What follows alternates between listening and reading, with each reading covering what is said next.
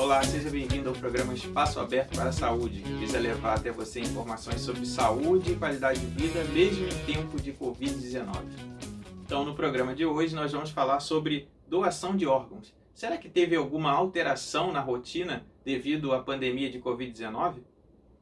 E para abordar esse assunto, nós temos aqui hoje o enfermeiro Fabrício de Souza Oliveira, que é especialista em doações e captações, transplantes de órgãos e tecidos pelo Hospital Albert Einstein e especialista em terapia intensiva pela Universidade Estadual do Rio de Janeiro. Agradecemos sua presença aqui, Fabrício. Oi, Jorge. Eu que agradeço a oportunidade de estar aqui. É um prazer poder abordar um tema tão importante para a saúde pública do nosso país. O transplante ele é a última alternativa para os pacientes crônicos ou até mesmo os pacientes agudos que não respondem mais à terapêutica convencional. Mas para que ele aconteça, toda essa complexidade do transplante, ela consiga chegar na ponta e diminuir a fila de espera, algo tão simples precisa ser deflagrado, né? Que é um gesto nobre de amor ao próximo, que é a doação de órgãos e tecidos. Fabrício, como que se deu a sua atuação nessa área, já que você trabalha na regulação de transplantes? E há quanto tempo você trabalha com isso? A minha vinda para o processo ocorreu de forma bem despretensiosa. Eu atuava no hospital da rede própria do governo do estado e esse hospital foi terceirizado e eu fui transferido. E assim eu parei no Programa Estadual de Transplantes, mais especificamente na Central Estadual de Transplantes, né, na equipe técnica. E nela eu já estou há quase 7 anos. Como que se dá, Fabrício, o processo de doação?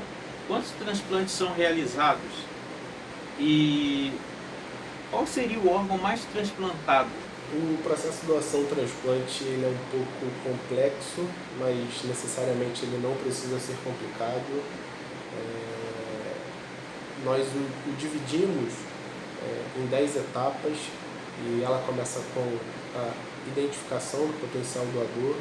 As equipes estão na ponta, trabalhando beira-leito, identificam esse potencial doador através de uma tomografia catastrófica, de um exame neurológico com ausência de reflexo de tronco ou uma queda significativa na escala de coma de Glasgow.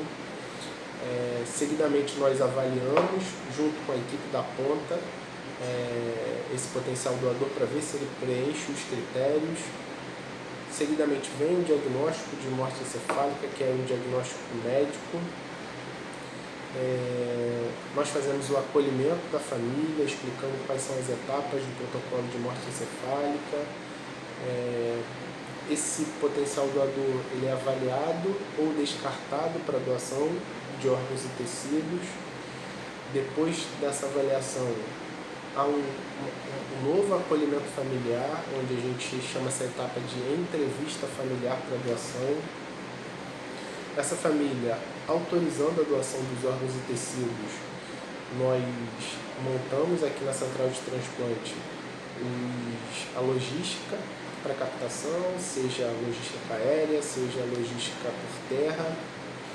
Depois nós montamos a logística de captação dos órgãos e distribuição dos tecidos e distribuição dos órgãos.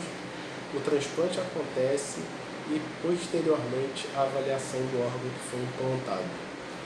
Fabrício, como que se dá o processo de doação?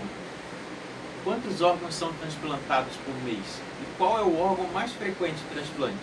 Bom, sobre os números, em média nós tínhamos 30 captações ou 35 captações por mês.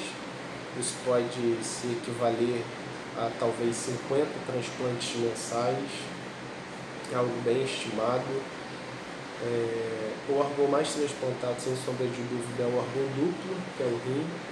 Além da duplicidade desse órgão, é o órgão que tem o maior tempo de isquemia fria. Sobre o nosso sistema de transplantes, você considera que há pontos positivos e negativos? Quais seriam esses pontos, na sua opinião?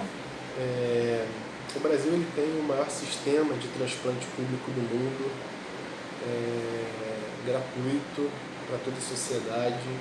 Sem sombra de dúvidas, esse eu acredito que seja um dos pontos mais relevantes para o nosso país e modelo para outros países, inclusive.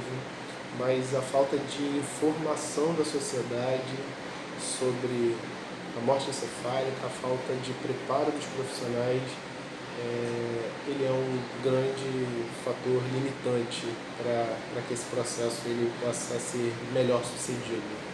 O que você considera, Fabrício, mais importante nessa sua rotina de trabalho? A nossa rotina de trabalho, ela segue muito o fluxo do processo de doação-transplante, onde inicialmente nós começamos o plantão fazendo as buscas ativas, tanto de forma presencial, indo nas unidades, avaliando os pacientes com lesões neurológicas graves, orientando as equipes para a abertura ou para a manutenção desse potencial ou dessa potencial doadora. E quando isso não é possível, pelo distanciamento, por medidas restritivas, como agora nós estamos passando, nós podemos fazer também isso via telefone. Considerando que esse protocolo foi aberto, nós começamos a acompanhar tanto a equipe médica, a equipe assistencial, quanto a família, orientando quanto às etapas do protocolo de morte encefálica, orientando quanto à manutenção do potencial doador. Diante de um fechamento, uma conclusão e confirmação desse diagnóstico médico, esse caso ele é validado para doação de órgãos e tecidos e essa família ela é entrevistada para a doação. Diante de uma família favorável à doação, nós organizamos toda a logística para a captação e distribuição desses órgãos. A captação sendo finalizada, nós entramos em contato com as famílias e agradecemos pela doação, e esse processo ele é encerrado a nível familiar. E aí inicia-se todo um trabalho com a equipe de transplante do implante propriamente dito. Em tempos de pandemia de Covid-19, houve alguma alteração na rotina de doação de órgãos e transplantes? Então, Jorge, a pandemia do novo coronavírus trouxe algumas alterações para o processo de doação-transplante. Nosso trabalho ele não pode parar, é um trabalho essencial para a população, sobretudo para aqueles que estão na fila, aguardando por um órgão ou tecido, e alguns ajustes tiveram que ser feitos, e algumas reinvenções do processo também tiveram que ser feitas para a gente continuar trabalhando e atendendo a população do nosso estado. Percebemos uma queda significativa no número de notificações de morte encefálica. Provavelmente isso se dá por conta da descaracterização dos serviços de terapia intensiva, provavelmente pela admissão de pacientes com suspeita ou confirmação do coronavírus, se tratando de uma doença altamente infecciosa, inflamatória, nesse momento uma doença de exclusão para a doação de órgãos e tecidos. Então nós tivemos essas quedas de notificação, de captação e do transplante, e isso limitou também um pouco a nossa mobilidade por buscas presenciais nas unidades, até porque as unidades seguem novos protocolos, dificultou o nosso contato com as equipes de plantão, a gente não tem mais contatos tão presenciais como tínhamos antes, e sobretudo com as famílias, né, que frequentam menos os hospitais, e quando frequentam, nós temos que seguir um distanciamento, nós temos que usar algumas barreiras de precaução, principalmente a máscara, onde a gente não consegue perceber mais a mímica facial do nosso entrevistado, que nós o chamamos assim, e temos que tentar utilizar algumas técnicas de abordagem para nos aproximar, para nos humanizar,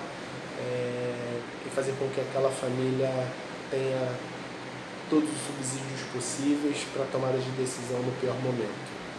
Fabrício, nós agradecemos seu tempo e sua colaboração, viu? Muito obrigado, Jorge, pelo convite. Foi bom estar aqui. Espero, de alguma maneira, ter contribuído para a nossa sociedade e para os nossos profissionais de saúde. Um grande abraço.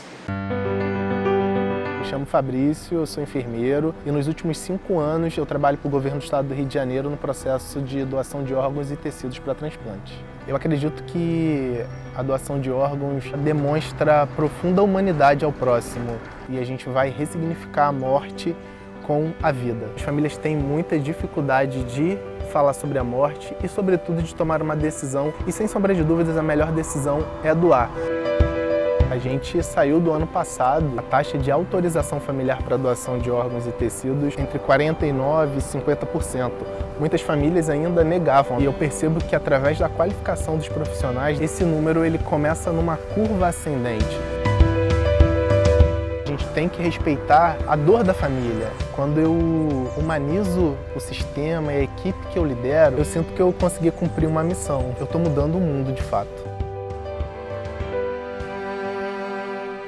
Agradeço vocês também que nos assistiu e acabou conhecendo um pouquinho mais sobre a rotina de doação e transplante de órgãos durante a pandemia de Covid-19. Até o nosso próximo encontro.